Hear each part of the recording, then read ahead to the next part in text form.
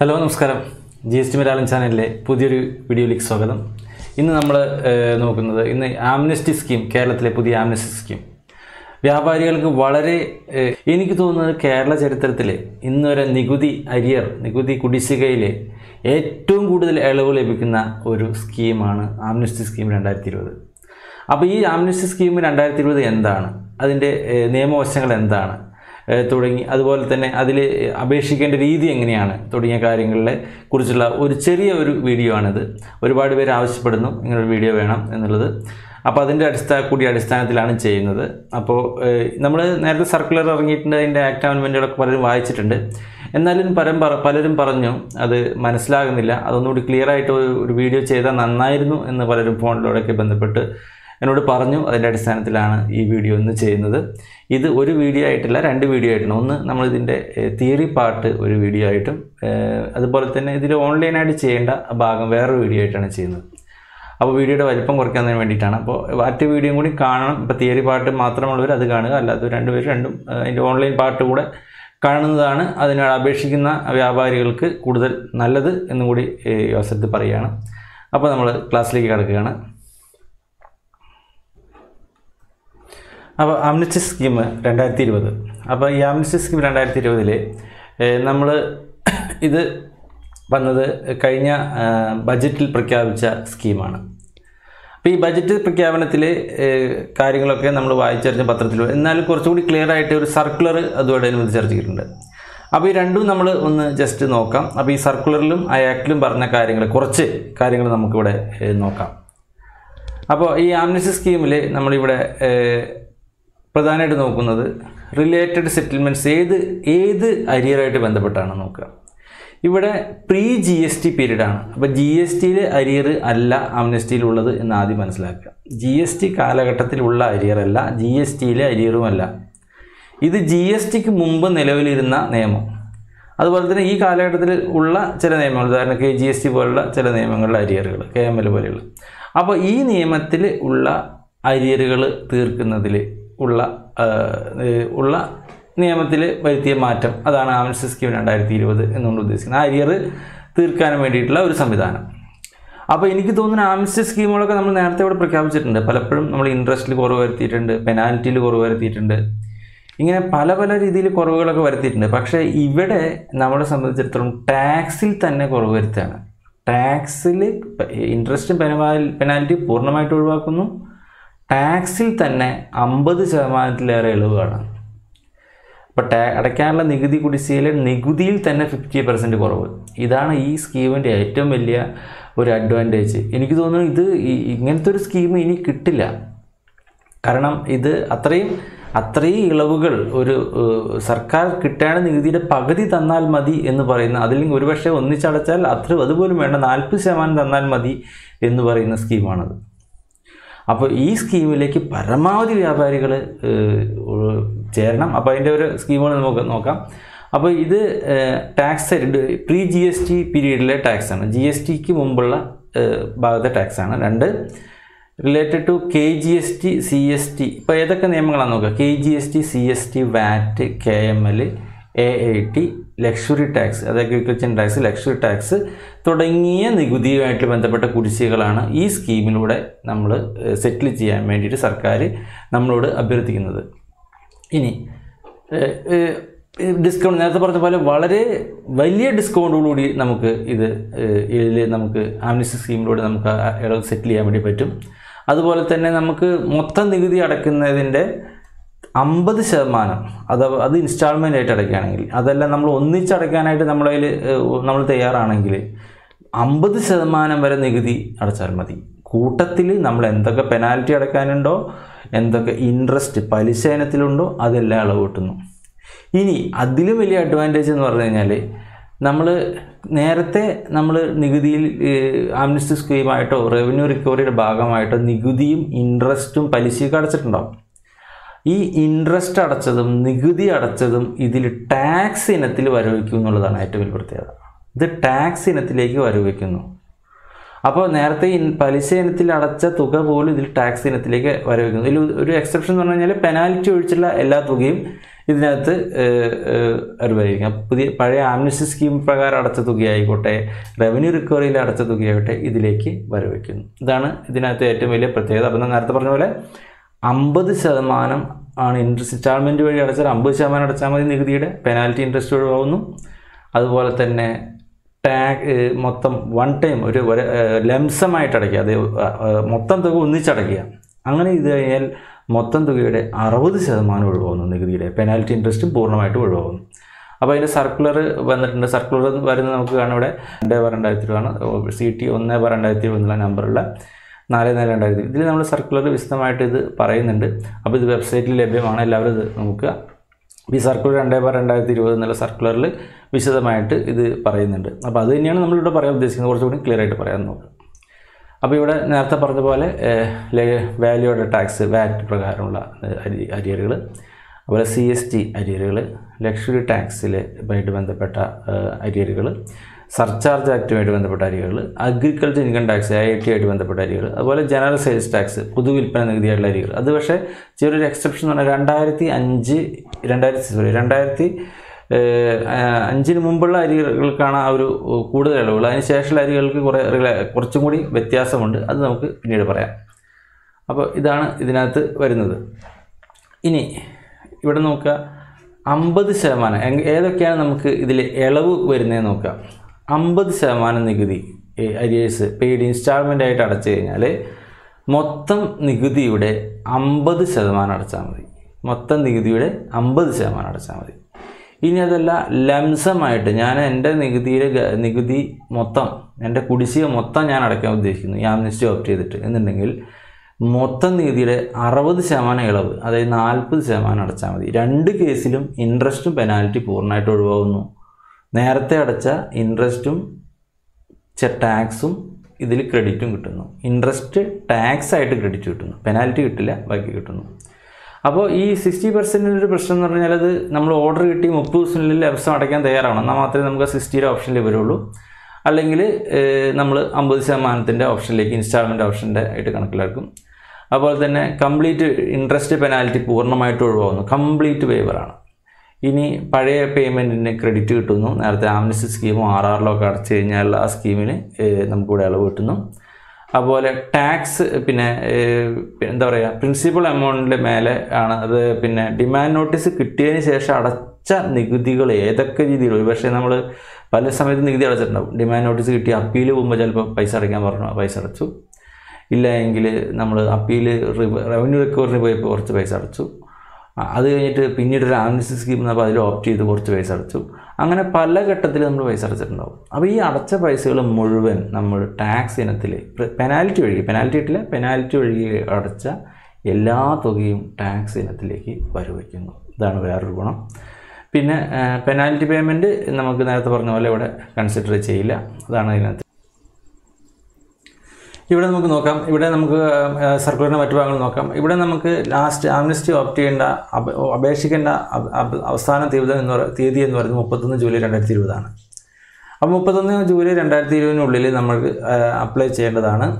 അതുപോലെ തന്നെ ഇത് പണം അടയ്ക്കേണ്ട അവസാന തീയതി എന്ന് പറയുന്നത് 31/12/2020 ആണ്. പക്ഷേ 31/12/2020 എന്ന് പറയുന്നത് ഇൻസ്റ്റാൾമെൻറ്റുകാർക്കാണ്. അത് 50% ടാക്സ് അടച്ചുകൊണ്ട് ഇൻസ്റ്റാൾമെൻറ്റ് ഓപ്റ്റ് ചെയ്യുന്ന ആളുകൾക്കാണ്. അതേസമയത്ത് ലംസം, അതായത് നമ്മൾ മൊത്തമായിട്ടുള്ള തുകയാണ് അടയ്ക്കുക, മൊത്തമായിട്ട് ഒറ്റ അടവിൽ തന്നെ സെറ്റിൽ ചെയ്യാൻ ഉദ്ദേശിക്കുന്നു എന്നുണ്ടെങ്കിൽ നമ്മൾ അപേക്ഷ കൊടുത്തു, ഓഫീസർ നമുക്കതിനുള്ള പെർമിഷൻ ഇൻറ്റിമേഷനായിട്ട് തന്നു 30 ദിവസത്തിനുള്ളിൽ തന്നെ നമ്മൾ അടയ്ക്കണം. അങ്ങനെയുള്ള ആളുകൾക്ക് 30 ദിവസത്തിനുള്ളിൽ തന്നെ നമ്മൾ ലംസമായിട്ട് 40% സ്കീം ഓപ്റ്റ് ചെയ്യുന്നവർ അടയ്ക്കേണ്ടതാണ്.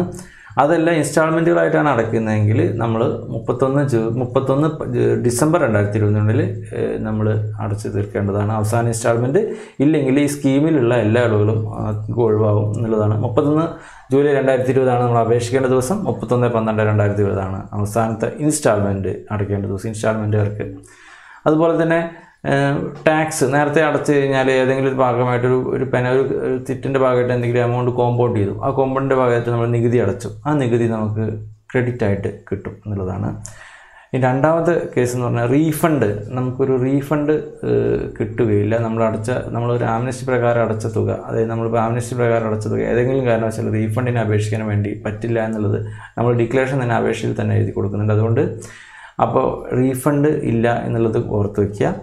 അതുപോലെ തന്നെ നമുക്ക് ഉദാഹരണമായിട്ട് പാർഷ്യൽ ഓപ്ഷൻ, ഉദാഹരണമായിട്ട് നമുക്ക് 13, 14, 14, 15 അങ്ങനെ 2 വർഷമായിട്ട് നമുക്ക് അരിയറുണ്ട്. ഈ 12, 12, 13, 13, 14, 14, 15 ഒക്കെ നമുക്ക് അരിയർ ഡിമാൻഡുകളുണ്ട്.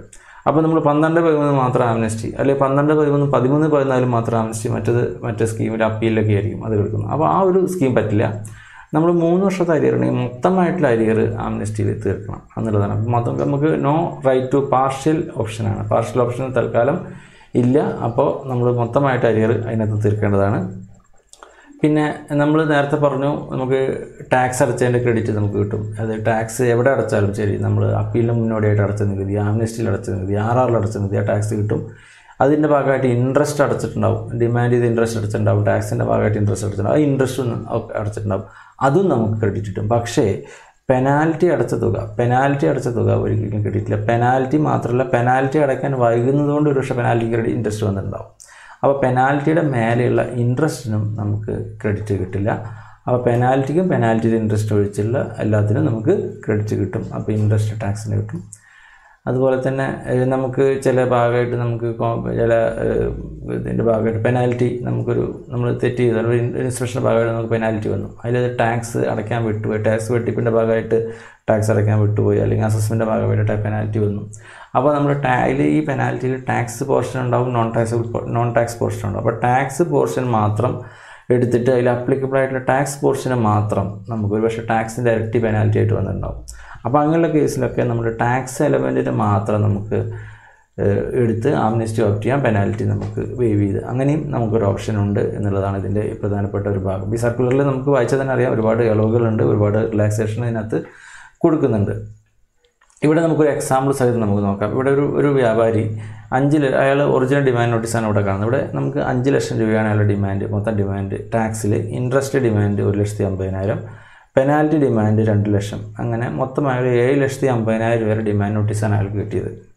അങ്ങനെ ഡിമാൻഡ് നോട്ടീസ് കിട്ടിയപ്പോൾ അയാൾ എന്ത് ചെയ്തു, അന്ന് കിട്ടിയ സമയത്ത് അയാൾ ഒരു അപ്പീൽ ഫയൽ ചെയ്തു. അപ്പോൾ അപ്പീൽ ഫയൽ ചെയ്യുമ്പോൾ അവിടെ പറഞ്ഞു 20% അടച്ചിട്ട് വേണം അപ്പീൽ ഫയൽ ചെയ്യാൻ. അപ്പോൾ അയാൾ 20% അടച്ചു. അപ്പോൾ ഈ ഡിമാൻഡ് നോട്ടീസിൻ്റെ ഓൾ ടുഗദർ 20% അടച്ചു. അപ്പോൾ ടാക്സ് 1 ലക്ഷം അടച്ചു, ഇൻട്രസ്റ്റ് 30,000 രൂപ അടച്ചു, പെനാൽറ്റി 40,000 അടച്ചു.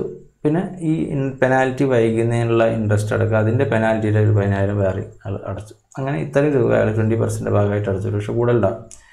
ഇതുകൂടാതെ RR അത് കഴിഞ്ഞിട്ട് അയാൾ അപ്പീൽ തള്ളിപ്പോ എന്തോ ചെയ്തു. അങ്ങനെ RRൽ അയാൾ വീണ്ടും കുറച്ച് പൈസ അടച്ചു. അപ്പോൾ കുറച്ച് പൈസ അന്ന് RR 30,000 രൂപ ടാക്സ് ഇനത്തിലും ഇൻട്രസ്റ്റ് ഇനത്തിൽ 20,000, പെനാൽറ്റി ഇനത്തിൽ 10,000, അവിടെ RR അതോറിറ്റിയുടെ അടുത്ത് അയാൾ അതും അടച്ചു. പിന്നെ അത് കഴിഞ്ഞിട്ട് അങ്ങനെ ഇരിക്കുമ്പോൾ കഴിഞ്ഞ വർഷം 9 വർഷം ആംനസ്റ്റി ഓപ്റ്റ് ചെയ്യാനുള്ള അവസരം വന്നു, പഴയൊരു ആംനസ്റ്റി. അപ്പോൾ അയാൾ ആംനസ്റ്റി ഓപ്റ്റ് ചെയ്തു. അതിനകത്ത് കുറച്ച് പൈസ അയാളുള്ള പൈസ അടച്ചു, 60,000 രൂപ ടാക്സ് അടച്ചു, ഇൻട്രസ്റ്റ് അതിൻ്റെ ഇനത്തിൽ 27,000 അടച്ചു. അപ്പോൾ ഈ 3 സ്ഥലത്തും അയാൾ അടച്ചു. അയാൾ അപ്പീലിൽ അടച്ചു, അയാൾ പിന്നെ RRൽ അടച്ചു, അതുപോലെ തന്നെ ആംനസ്റ്റി സ്കീം പ്രകാരം കഴിഞ്ഞ വർഷത്തെ ഏതോ വർഷത്തെ ആംനസ്റ്റി സ്കീമിൽ പഴയൊരു ആംനസ്റ്റി സ്കീം പ്രകാരം അയാൾ പൈസ അടച്ചു. അങ്ങനെ ഇരിക്കുമ്പോൾ അയാൾക്ക് ഈ ആംനസ്റ്റി അയാൾ ഓപ്റ്റ് ചെയ്താൽ എങ്ങനെയാണ് വരിക എന്ന് നോക്കാം. അപ്പോൾ അയാൾ ടോട്ടൽ ക്രെഡിറ്റ് നമുക്കിവിടെ കാണാം. ടോട്ടൽ പേയ്മെൻറ്റ് എന്ന് പറഞ്ഞ് കാണാം 15/5/2020. ആംനസ്റ്റി സ്കീം 2020 ഓപ്റ്റ് ചെയ്യേണ്ട ഡേറ്റ് എന്ന് പറഞ്ഞാൽ 15/5 ആണ്. 15/5 ഡേറ്റ് 31/3 അതിൻ്റെ ലാസ്റ്റ് ഡേറ്റ് എന്ന് വെച്ചാൽ 15/5 സ്റ്റാറ്റസ് പ്രകാരം അയാൾ അടയ്ക്കേണ്ട നികുതി ടാക്സ് അയാൾ അടച്ച ക്രെഡിറ്റുകളാണ്. അപ്പീലിൽ 1 ലക്ഷം, RRൽ 30,000, ആംനസ്റ്റിയിൽ 60,000, അങ്ങനെ 1,96,000 അടച്ചു. അതുപോലെ ഇൻട്രസ്റ്റിൽ അയാൾ അപ്പീലിൽ 30,000 അടച്ചു, RRൽ 20,000 അടച്ചു, ആംനസ്റ്റി സ്കീമിൽ 25,000 അടച്ചു. അങ്ങനെ ടോട്ടൽ 75,000. അപ്പോൾ ടാക്സ് ഇനത്തിൽ 1,90,000, ഇൻട്രസ്റ്റ് ഇനത്തിൽ 75,000 ആണ് ടോട്ടൽ അയാളുടെ പേയ്മെൻറ്റ്. ഇനി പെനാൽറ്റി നമുക്ക് ഓർക്കേണ്ട കാര്യം, പെനാൽറ്റി നമുക്ക് ക്രെഡിറ്റ് കിട്ടില്ല എന്നുള്ളതാണ്. അപ്പോൾ അയാൾ അടച്ചിട്ടുണ്ട് എത്ര, അപ്പീൽ 40,000 അടച്ചു, RRൽ 15,000 അടച്ചു, മറ്റേ ആംനസ്റ്റിയിലൊന്നും അടച്ചില്ല. അങ്ങനെ ടോട്ടൽ 55,000 രൂപയാണ് അയാൾ പെനാൽറ്റി അടച്ചത്. പക്ഷേ അവിടെ എന്താണ്, നോട്ട് കൺസിഡർ ഫോർ ക്രെഡിറ്റിന് അർഹതയില്ല. ഇനി ഇൻട്രസ്റ്റ് അയാൾ അപ്പീലിൽ 10,000 അടച്ചു, RRലും ആംനസ്റ്റിയിലൊന്നും അടച്ചില്ല. അപ്പോൾ ഈ പെനാൽറ്റിയുടെ ഇൻട്രസ്റ്റാണ് അയാൾ 10,000 അടച്ചത്, ആ 10,000 ക്രെഡിറ്റ് കിട്ടില്ല. അപ്പോൾ ഈ രണ്ടും ഒഴിച്ച് ബാക്കി എമൗണ്ട് അയാൾക്ക് ക്രെഡിറ്റ് കിട്ടാം. ഇനി ഇയാൾ ആംനസ്റ്റി ഓപ്റ്റ് ചെയ്യാണ്. അപ്പോൾ ആംനസ്റ്റി 2020 അയാൾ ഓപ്റ്റ് ചെയ്തു. അപ്പോൾ അയാൾക്ക് എത്രയാണ്, അയാളുടെ ഒറിജിനൽ ഡിമാൻഡ് എന്ന് പറയുന്നത് 5 ലക്ഷം രൂപയാണ്. ഇൻട്രസ്റ്റും പെനാൽറ്റിയും ഒഴിവാക്കി, നേരത്തെയുള്ള ഇൻട്രസ്റ്റും പെനാൽറ്റി ഒഴിവാക്കി. ഇനി അതായത് ഒറിജിനൽ ഡിമാൻഡ് നോട്ടിൽ അയാൾ ടാക്സ് അടയ്ക്കാനുള്ളത് 5 ലക്ഷം രൂപയാണ്. ഇനി ഈ 5 ലക്ഷത്തിൽ നിന്ന് ഈ 2 തുക കുറയ്ക്കുന്നു. ടാക്സും ഇൻട്രസ്റ്റും കൂടിയ തുക 1,90,000 75,000 കൂടിയുള്ള തുക കുറച്ച് അങ്ങനെ ബാക്കി അയാൾ 2,35,000 രൂപയാണ് അയാൾ അടയ്ക്കാനുള്ളത്. ആകെ 2,35,000 രൂപയാണ് അയാൾ അടയ്ക്കാനായിട്ട് ഉള്ളത്. ഈ 2,35,000 രൂപയിൽ അയാൾ പിന്നെ ലംസമായിട്ട് ഓപ്റ്റ് ചെയ്താൽ ഈ 2,35,000 രൂപ 40% 94,000 രൂപ മാത്രം അടച്ചാൽ മതി. 94 വളരെ എന്താ പറയുക ഏറ്റവും കുറഞ്ഞ എമൗണ്ട് 94,000 രൂപ അടച്ച അയാൾക്ക് അത് സെറ്റിൽ ചെയ്യാം. ഇനി അതല്ല അയാൾക്ക് ഒന്നിച്ച് 94,000 എടുക്കാനില്ലെങ്കിൽ അയാൾക്ക് ഇൻസ്റ്റാൾമെൻറ്റ് ഓപ്റ്റ് ചെയ്യാം. അപ്പോൾ ഇൻസ്റ്റാൾമെൻറ്റ് ഓപ്റ്റ് ചെയ്ത് കഴിഞ്ഞാൽ അയാൾക്ക് 1,17,500 രൂപ ഇൻസ്റ്റാൾമെൻറ്റുകളായിട്ട് ഡിസംബർ 31, 2020 അടച്ചു തീർക്കാം. ഈ 2 കാര്യങ്ങളാണ് ഇതിനകത്ത് ഈ കാൽക്കുലേഷനായിട്ട് ബന്ധപ്പെട്ടപ്പോൾ നമുക്കിവിടെ കാൽക്കുലേഷൻ തന്നെ കാണാം. നമുക്ക് 1,30,000 60,000 അങ്ങനെ നമ്മൾ എങ്ങനെയാണ് ഇത് വർക്കൗട്ട് ചെയ്യുക എന്നുള്ളത് കാണിക്കുകയാണ്. ഇനി നമ്മളിത് കേരള ജനറൽ സെയിൽസ് ടാക്സിലേക്ക് പോവുകയാണ്. നേരത്തെ വാറ്റ് എല്ലാം പറഞ്ഞു, ജനറൽ സെയിൽസ് ടാക്സിൽ മാത്രം ചെറിയൊരു എക്സെപ്ഷൻ ഉണ്ടെന്ന് നമ്മൾ നേരത്തെ പറഞ്ഞു. എന്താണ് എക്സെപ്ഷൻ? ഇവിടെ ഈ ആംനെസ്റ്റി സ്കീമിൽ എല്ലാം അപ്ലിക്കബിളാണ്. 2005 ഏപ്രിൽ 1 മുമ്പുള്ള എല്ലാ അരിയറുകൾക്കും ഇത് ബാധകം. അതായത് വാറ്റ് ആരംഭിക്കുന്നതിന് തൊട്ട് മുമ്പുള്ള എല്ലാ കേരള ജനറൽ സെയിൽസ് ടാക്സ് അരിയറിനും ഇത് ബാധകമാണ്.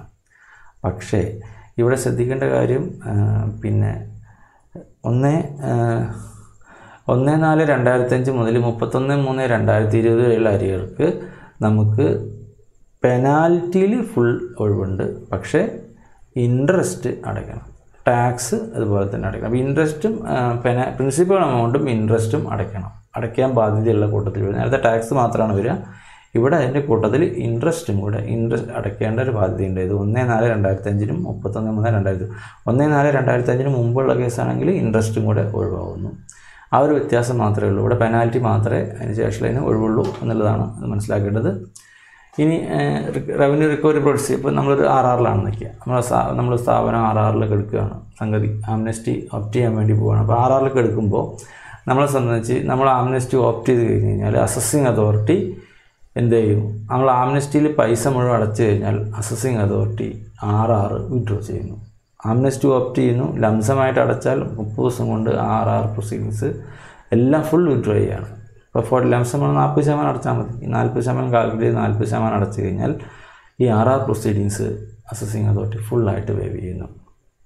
ഈ രണ്ടാമത്തെ കേസ് കളക്ഷൻ ചാർജ് അടയ്ക്കേണ്ട കാര്യമില്ല. ഈ RRൽ വരുമ്പോൾ കളക്ഷൻ ചാർജ് ഉൾപ്പെടെ വലിയൊരു എമൗണ്ട് ആയിരിക്കും ഈ വ്യാപാരിയെ സംബന്ധിച്ച് അവിടെ കിടക്കേണ്ടാവുക. അപ്പോൾ കളക്ഷൻ ചാർജും കൂടെ വലിയ ബാധ്യത വരും. അപ്പോൾ കളക്ഷൻ ചാർജും അതിനകത്ത് ഒഴിവാകുന്നു. ഇതാണ് ഇതിൻ്റെ വലിയൊരു ഗുണം. അപ്പോൾ ഇതിനകത്ത് റവന്യൂ റിക്കവറി എന്ന് പറഞ്ഞു കഴിഞ്ഞാൽ ഇതിനകത്ത് RR അസസിങ് അതോറിറ്റി എല്ലാ റവന്യൂ റിക്കവറി പ്രൊസീഡിങ്സും ഒഴിവാക്കുന്നു. അതുപോലെ കളക്ഷൻ ചാർജ് ഒഴിവാകുന്നു. പക്ഷേ ശ്രദ്ധിക്കേണ്ട കാര്യം RR പ്രൊസീഡിങ്സ് പിൻവലിക്കുന്നത് ഇൻസ്റ്റാൾമെൻ്റ് ആണെന്ന് വയ്ക്കുക. അപ്പോൾ ഇയാൾ ഇൻസ്റ്റാൾമെൻറ്റ് ഓപ്റ്റ് ചെയ്ത ആളാണെങ്കിൽ ഈ RR പ്രൊസീഡിങ്സ് വിഡ്രോ ചെയ്യുന്നത് എല്ലാ ലാസ്റ്റ് പേയ്മെൻറ്റ് കഴിഞ്ഞതിന് ശേഷം മാത്രമായിരിക്കും. അതായത് അവസാനത്തെ ഇൻസ്റ്റാൾമെൻറ്റും കൂടി കിട്ടിയതിന് ശേഷം മാത്രമേ RR വിഡ്രോ ചെയ്യുള്ളൂ. പക്ഷേ വ്യത്യാസം എന്ന് പറഞ്ഞു കഴിഞ്ഞാൽ നമ്മളിപ്പോൾ ഫസ്റ്റ് ഇൻസ്റ്റാൾമെൻറ്റ് അടച്ച് ആംനെസ്റ്റി ഓപ്റ്റ് ചെയ്ത ആളാണെങ്കിൽ ഇത് RR ഇപ്പോൾ നമുക്കറിയാം ഓൺലൈനിലാണ്, ഓൺലൈൻ പോർട്ടൽ വഴിയാണ്. അപ്പോൾ ഓൺലൈൻ പോർട്ടലിൽ RR കെപ്റ്റ് ഇൻ അബെയൻസ് തൽക്കാലത്തേക്ക് മാറ്റി വയ്ക്കാനുള്ളൊരു ഉത്തരവ് അസസിങ് അതോറിറ്റി കൊടുക്കും. അപ്പോൾ തൽക്കാലം RR നടപടികളൊന്നും ഉണ്ടാവില്ല. ആംനെസ്റ്റി ഫസ്റ്റ് ഇൻസ്റ്റാൾമെൻറ്റ് അടയ്ക്കുന്ന ഓപ്റ്റ് ചെയ്യുന്ന ആംനെസ്റ്റി ഫസ്റ്റ് ഇൻസ്റ്റാൾമെൻറ്റ് തൊട്ട് തൽക്കാലത്തേക്ക് ഇത് കെപ്റ്റ് ഇൻ അബെയൻസ് ആണ്. നമ്മൾ കൃത്യമായിട്ട് തുക അടയ്ക്കും എന്നുള്ള വിശ്വാസത്തിൻ്റെ തൽക്കാലം RR നടപടികൾ നിർത്തിവെക്കുന്നു. 5ാമത്തെ ഇൻസ്റ്റാൾമെൻറ്റ് അല്ലെങ്കിൽ എത്രാമത്തെ ഇൻസ്റ്റാൾമെൻറ്റ് ഡിസംബർ 31 ലാസ്റ്റ് ഇൻസ്റ്റാൾമെൻറ്റ് അടച്ചു തരുന്നതോടുകൂടി RR പിൻവലിക്കുന്നു. അതുവരെ നമുക്ക് RR പ്രൊസീഡിങ്സ് ഉണ്ടാവില്ല. അപ്പോൾ അതിനർത്ഥം എന്ന് പറഞ്ഞു കഴിഞ്ഞാൽ നമ്മൾ ഇൻസ്റ്റാൾമെൻറ്റ് അടച്ചില്ലെങ്കിൽ ഈ ഇതിൽ നിന്നൊക്കെ സ്കീമിൽ തന്നെ പുറത്താവും, RR പഴയപടി തിരിച്ചു വരും എന്നുള്ളതും കൂടെ ഒരിതുണ്ട്. അത് ഇവർ പറയാം. അപ്പോൾ ഇതാണ് ഇതിൽ മനസ്സിലാക്കേണ്ടത്. RR നടപടി ഉണ്ടെങ്കിൽ നമ്മൾ RR തൽക്കാലം പൈസ പൂർണ്ണമായിട്ട് അടച്ചാൽ RR പിൻവലിക്കുന്നു. ഇനി അതല്ല ഇൻസ്റ്റാൾമെൻ്റ് ആണെങ്കിൽ RR തൽക്കാലം അവിടെ പെൻഡിങ് കെപ്റ്റ് ഇൻ അബെയൻസ് വയ്ക്കുന്നു RR ഓൺലൈനിൽ. അതുപോലെ കളക്ഷൻ ചാർജ് നൽകേണ്ടതില്ല. ഇനി ആംനെസ്റ്റി സ്കീം എങ്ങനെയാണ് ഓപ്റ്റ് ചെയ്യുക എന്നുള്ളതാണ്. ആംനെസ്റ്റി സ്കീം ഓപ്റ്റ് ചെയ്യാനായിട്ട് നമ്മൾ RR ഓൺലൈൻ പോർട്ടലിൽ കൂടിയാണ് പോകേണ്ടത്. അപ്പോൾ ചിലർ വിചാരമുണ്ട് ഈ RR ഓൺലൈൻ പോർട്ടലിന് മുമ്പ് നമ്മൾ ആംനെസ്റ്റി നേരെ ട്രഷറി കൊണ്ട് പൈസ അടച്ചാലോ? പറ്റില്ല. ആദ്യം നമ്മൾ ആംനെസ്റ്റി എത്രയാണ് അടയ്ക്കാനുള്ളത് എന്നുള്ളത് കേരള ടാക്സിൻ്റെ സൈറ്റിൽ കയറുക. കേരള ടാക്സിൻ്റെ സൈറ്റിൽ 1 ടൈം രജിസ്ട്രേഷൻ എടുക്കുക. അവിടെ ആംനെസ്റ്റി സ്കീം 2020 എന്ന് പറഞ്ഞൊരു ലിങ്ക് ഉണ്ട്. അതിൽ ക്ലിക്ക് ചെയ്ത് കഴിഞ്ഞാൽ കേരള GST സൈറ്റല്ല, kerala.taxes.gov.in എന്നുള്ള സൈറ്റിൽ ആംനസ്റ്റിയിലെ ലിങ്കിൽ ക്ലിക്ക് ചെയ്ത് കഴിഞ്ഞ് കഴിഞ്ഞാൽ അവിടെ നമ്മുടെ പഴയ ഡിമാൻഡുകൾ ഉണ്ടെങ്കിൽ നമുക്കവിടെ കാണാൻ വേണ്ടി പറ്റും. അപ്പോൾ നമ്മൾ നേരെ കയറി ഫസ്റ്റ് നമ്മൾ പിന്നെ വാറ്റ് ടിന്നോ അല്ലെങ്കിൽ ടെമ്പററി ഐഡിയ വെച്ചിട്ട് ലോഗിൻ ചെയ്യുക, വൺ ടൈം രജിസ്ട്രേഷൻ എടുക്കുക. രജിസ്ട്രേഷൻ എടുത്തു കഴിഞ്ഞ് കഴിഞ്ഞാൽ അവിടെ നമുക്ക് ഈ ഡിമാൻഡുകൾ കാണാൻ വേണ്ടി പറ്റും. ആ ഡിമാൻഡിൽ ഓൺലൈൻ രജിസ്ട്രേഷൻ കംപ്ലീറ്റ് ചെയ്തതിന് ശേഷം മാത്രമാണ് ചെയ്യുക. ഇനി എന്തെങ്കിലും നമ്മൾ ഈ ആംനസ്റ്റി ഓപ്റ്റ് ചെയ്യുന്നതിന് മുമ്പായിട്ട് നമ്മൾ എന്ത് ചെയ്യണം? ആംനസ്റ്റി ഓപ്റ്റ് ചെയ്യുന്നതിന് മുമ്പായിട്ട് നമ്മൾ ഈ കേസുകൾ, ഇപ്പോൾ ചില ഡിമാൻഡെതിരെ നമ്മൾ അപ്പീലിലോ ട്രിബ്യൂണലിലോ ഒക്കെ കോടതിയിലൊക്കെ കേസുകൾ നിൽക്കുന്നുണ്ടാവും. ആ കേസുകൾ പിൻവലിക്കണം. പിൻവലിച്ച് എന്നുള്ള ഡിക്ലറേഷനും കൂടെ ഇതിനകത്ത് അപ്ലോഡ് ചെയ്യണം. പിൻവലിച്ചാൽ മാത്രം പോരാ, ഞാൻ പിൻവലിച്ചിരിക്കുന്നു എന്നുള്ള ഡിക്ലറേഷനും അതിൻ്റെ പ്രൂഫ് ഉണ്ടെങ്കിൽ അതെല്ലാം ഇതിനെ കൂടെ അപ്ലോഡ് ചെയ്യണം. അതുപോലെ തന്നെ ഈ അപേക്ഷയിൽ തന്നെ ഞാൻ ലംസമാണോ ഓപ്റ്റ് ചെയ്യുന്നത്, അതോ 60%, 40%, 50% വേവർ ഏതാണ്, ഇൻസ്റ്റാൾമെൻ്റ് ആണോ ലംസമാണോ ഓപ്റ്റ് ചെയ്യുന്നുള്ള കാര്യം കൂടെ ഇതിനകത്ത് നമ്മുടെ ഡിക്ലറേഷനിൽ പറയണം. ഇനി സബ്മിഷൻ കിട്ടിക്കഴിഞ്ഞ് കഴിഞ്ഞാൽ ഓഫീസർ എന്ത് ചെയ്യുന്നു? ആ സബ്മിഷൻ അപേക്ഷ കിട്ടിക്കഴിഞ്ഞാൽ ഓഫീസർ ഈ അപേക്ഷ പരിഗണിക്കുകയും അത് പ്രോസസ്സ് ചെയ്യുകയും 7 ദിവസത്തിനുള്ളിൽ ഇയാൾക്ക് അസസിംഗ് അതോറിറ്റിക്ക് ഇൻറ്റിമേഷൻ തരികയും ഇൻറ്റിമേഷൻ തന്നതിന് ശേഷം ഈ പേയ്മെൻ്റായിട്ടാണ് ഇത് അടയ്ക്കേണ്ടത്. യാതൊരു കാരണവശാലും അപേക്ഷ കൊടുത്ത ഉടനെയോ കൊടുക്കുന്നതിന് മുമ്പോ ഇൻറ്റിമേഷൻ കിട്ടുന്നതിന് മുമ്പോ സ്വന്തം ഇഷ്ടപ്രകാരം പോയി ട്രഷറിയിൽ പോയി പൈസ അടയ്ക്കരുത്.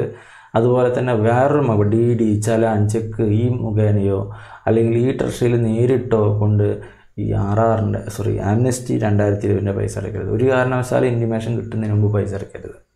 അപ്പോൾ പലരും എനിക്ക് തോന്നുന്നു ഇതിനിടയ്ക്ക് 1-2 പേര് ചെയ്തിട്ടുണ്ട്. അപ്പോൾ അതല്ല, നമ്മൾ ഇൻറ്റിമേഷൻ കിട്ടണം. അതായത് നമ്മൾ ഓൺലൈനിൽ അപേക്ഷ കൊടുക്കുന്ന ആദ്യം തന്നെ കേരള ടാക്സിൻ്റെ സൈറ്റിൽ പോവുക, വൺ ടൈം രജിസ്ട്രേഷൻ എടുക്കുക, അതിൽ എത്രയാണെന്ന് കാണുക, ആംനസ്റ്റി ഓപ്ഷൻ എടുക്കുക, ആംനസ്റ്റി ഓപ്ഷൻ സബ്മിറ്റ് ചെയ്യുക, അതിൻ്റെ ഡിക്ലറേഷൻ സബ്മിറ്റ് ചെയ്യുക. അതിനുശേഷം ഓഫീസർ ഇൻറ്റിമേഷൻ കിട്ടുന്നവരെ വെയിറ്റ് ചെയ്യുക. ഇൻറ്റിമേഷൻ കിട്ടിയതിന് ശേഷം അത് ലംസമാണോ ഇൻസ്റ്റാൾമെൻ്റ് ആണോ എന്നുള്ളത് പ്രകാരം അത് ഓൺലൈനിൽ അതും കേരള ടാക്സിൻ്റെ സൈറ്റിൽ പ്രൊവിഷൻ വരും. ആ സൈറ്റ് പ്രകാരം ഓൺലൈനിൽ ഈ ട്രഷറിയിൽ ഈ പേയ്മെൻറ്റ് വഴി നമ്മൾ അടയ്ക്കണം.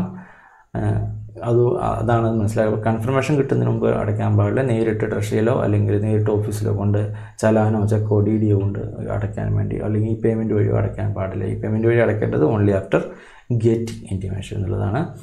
ഇനി ലാസ്റ്റ് ഡേറ്റ് ഓഫ് ഓപ്ഷൻ പറഞ്ഞു പറഞ്ഞാൽ നമ്മൾ എക്സിസ്റ്റ് ഡിമാൻഡ് ആണെങ്കിൽ 31/3/2020. എക്സിസ്റ്റ് ഡിമാൻഡ് എന്ന് പറഞ്ഞാൽ 31/3/2020 വരെ ഉള്ള ഡിമാൻഡ്. അത് നമുക്ക് ഇതിനകത്ത് നമ്മുടെ അരിയർ പോർട്ടലിൽ കാണാൻ വേണ്ടി പറ്റും. അരിയർ പോർട്ടലിൽ കാണുന്ന ഡിമാൻഡാണ് അതിനകത്തുള്ള 31/3/2020. അതുവരെയുള്ളത് നമുക്ക് ലാസ്റ്റ് ഡേറ്റ് നേരത്തെ പറഞ്ഞു കഴിഞ്ഞാൽ 31/7/2020 വരെ നമുക്ക് അപേക്ഷിക്കാനുള്ള അവസാന തീയതിയാണ്.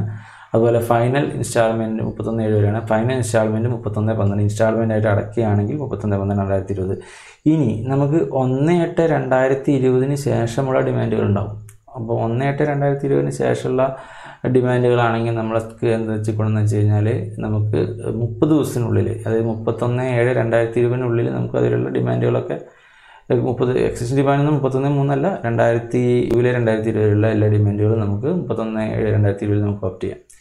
ഇനി ന്യൂ ഡിമാൻഡ്, അതായത് 1/8 ശേഷമാണ് ഡിമാൻഡ് നോട്ടീസ് കിട്ടുമെങ്കിൽ ആ ഡിമാൻഡിന് നമുക്ക് 30 ദിവസത്തിനുള്ളിൽ അവിടെ അപേക്ഷിക്കണം. അപ്പോൾ 1/8 ശേഷമാണ് ഇപ്പോൾ 15/8/2020 നമുക്ക് 12/8/2020 നമുക്ക് ഡിമാൻഡ് കിട്ടിയെങ്കിൽ 30 ദിവസത്തിനുള്ളിൽ 12/9/2020 നമ്മൾ അപേക്ഷിക്കണം. 30 ദിവസത്തിനുള്ളിൽ നമ്മൾ അപേക്ഷിക്കണം. അതിൻ്റെ ലാസ്റ്റ് 31/3/2021.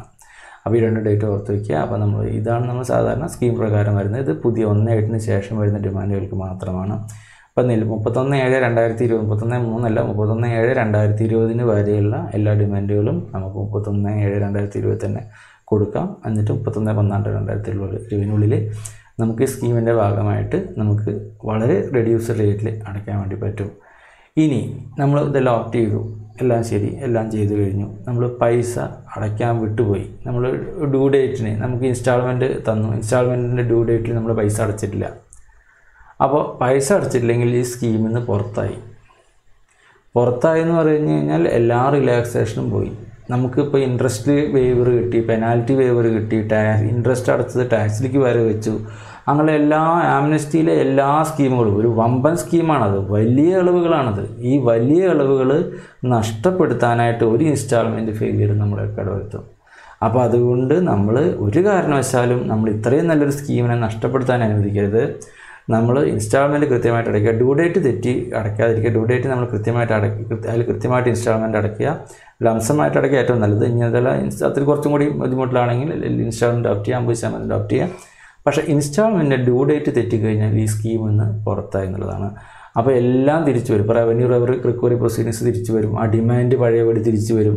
നമ്മൾ ഇൻട്രസ്റ്റ് അളവ് കിട്ടിയാൽ ഞാൻ ആംനസ്റ്റി സ്കീം ഓപ്റ്റ് ചെയ്താണ് എനിക്ക് ഇൻട്രസ്റ്റ് കുറച്ച് തന്നാണ്, അപ്പോൾ ഇനി ഇത്ര വരും. അപ്പോൾ നമ്മൾ ആംനസ്റ്റി സ്കീമിൽ നിന്ന് പുറത്തായി കഴിഞ്ഞാൽ അതിലുള്ള എല്ലാ ഇളവുകളും പുറത്താകും. അതുകൊണ്ട് ഒരു കാരണവശാലും പുറത്താകും. കാരണം ഇത്രയും നല്ല ഇളവുള്ള ഒരു സ്കീം ഒരു പക്ഷേ ഇനി കിട്ടിക്കോളുന്നില്ല. അപ്പോൾ നമ്മളിത് ഏറ്റവും നന്നായിട്ട് വിനിയോഗിക്കുക എന്നുള്ളതാണ് ഇതിനകത്ത് പറയാനുള്ളത്.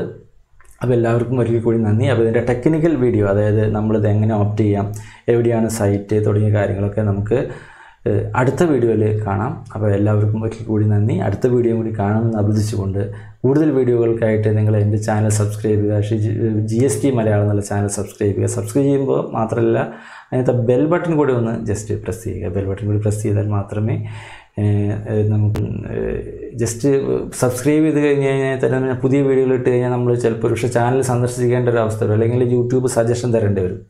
അപ്പോൾ ഇതിനാണ് സബ്സ്ക്രൈബ് ബട്ടൻ്റെ അടുത്ത് തന്നെ ഒരു ബെല്ലിൻ്റെ ഒരു ചിഹ്നമുണ്ട്, മണിയുടെ ചിഹ്നം. ആ ബെൽ ബട്ടൺ ഒന്ന് ക്ലിക്ക് ചെയ്ത് കഴിഞ്ഞാൽ നമുക്കൊരു ഇൻറ്റിമേഷൻ കിട്ടും, നമുക്കൊരു അലർട്ട് കിട്ടും ഞാനൊരു പുതിയ വീഡിയോ ഇട്ട് കഴിഞ്ഞാൽ. അപ്പോൾ നമുക്ക് കൂടുതൽ വീഡിയോകൾ നമ്മൾ കമൻറ്റ് ചെയ്യുക, ലൈക്ക് ചെയ്യുക, ഷെയർ ചെയ്യുക. അപ്പോൾ കൂടുതൽ വീഡിയോകൾ ഇടാനായിട്ടുള്ള ഒരു പ്രചോദനമാണ്. അപ്പോൾ ഈ കൂട്ടത്തിൽ ആംനസ്റ്റി കൂടെ മാത്രമല്ല, നമ്മൾ GSTയിലായിട്ട് ബന്ധപ്പെട്ട് ഒരുപാട് വീഡിയോകൾ ചാനലുണ്ട്, അതൊക്കെ കണ്ട് അഭിപ്രായങ്ങൾ പറയണം. അതിനകത്ത് കുറേ ടെക്നിക്കൽ വീഡിയോകളുണ്ട്, ലീഗൽ സൈഡിലുള്ള വീഡിയോകളുണ്ട്.